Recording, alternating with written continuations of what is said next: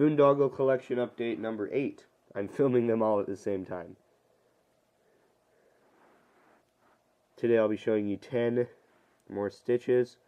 So this one starts off as a corkscrew super brick thing, and then at the end I got bored and I decided to try something that I'd seen somewhere that I hadn't tried yet, which is you split it into 2 squares and then you just cross them and then back to a super brick at the end. And it looks kind of cool. I like this one too. It's got the, so this is a thing that I came up with, this gradual twist, and how you do it is you do 2 straight stitches and then 1 twisted stitch. So it does a 180 rotation with that, and then some corkscrew there, and then that again. It's kind of cool how, like, I don't know how to describe it, the angle of the twisting changes throughout it.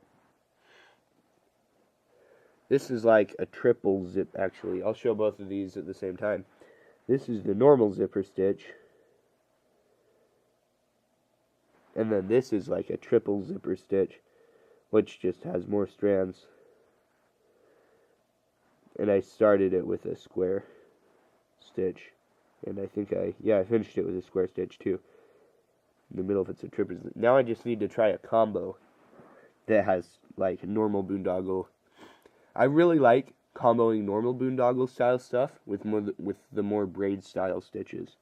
It makes for interesting combos. So yeah, there's those two. Here is the, I don't know, I think this is the spiral stitch. I can never remember which one's the spiral stitch and which one's the swirl stitch. But it's one of those two, then super brick, and then it's an alternator with that. And I had it a lot tighter right here than I did right here. In general, I've stopped doing things so tight because, like, I used to just tighten. But now I still tighten it so it's not loose, but I don't tighten it so the strings start to stretch.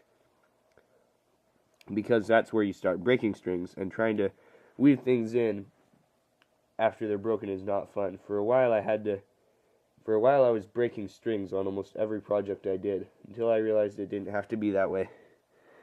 This is like a loopy square. It's just like a bunch of those dovetail, fishtail things over and over.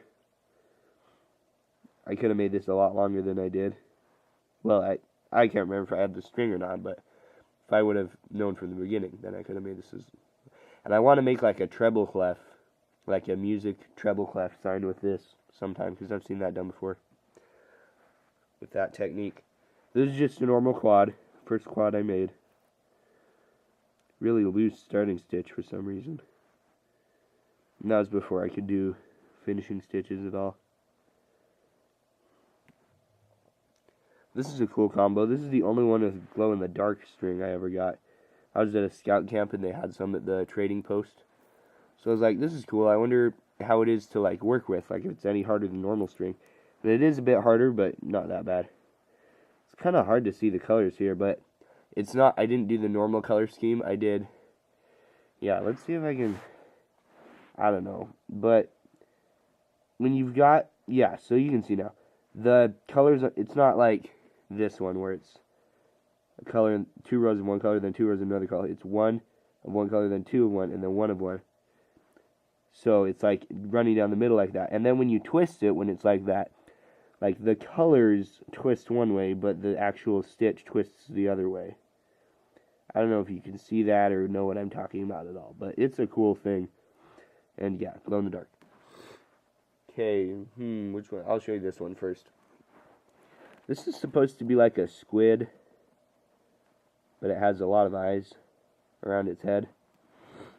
It's, and then it's got 5 circles on the bottom. It was a 5x5 stitch that split into 5 circles. You know, the circles are like 1 on each corner and then 1 right down the middle. And to make the eyes, I used Yantan Setbon's thing. The channel that's just called Lanyard, or whatever. The guy who does like the Pokemons and stuff. And finally there's this one. This one took a while, but I like it. It was worth it. I used the double-sided string for the long strands because I had a spool of that. So yeah, it's a 6x2 that splits into 2 tornadoes. Does that over and over. And on each one, there's one that's crazy colors and one that's normal colors. Each time it splits, and it's back and forth each time. Which side is the crazy colors and which side is the normal colors. And then I split the finishing stitch into like 2 finishing stitches. Well, not 2 finishing stitches. I just made the finishing stitch so all the strands came out of only 2 different holes.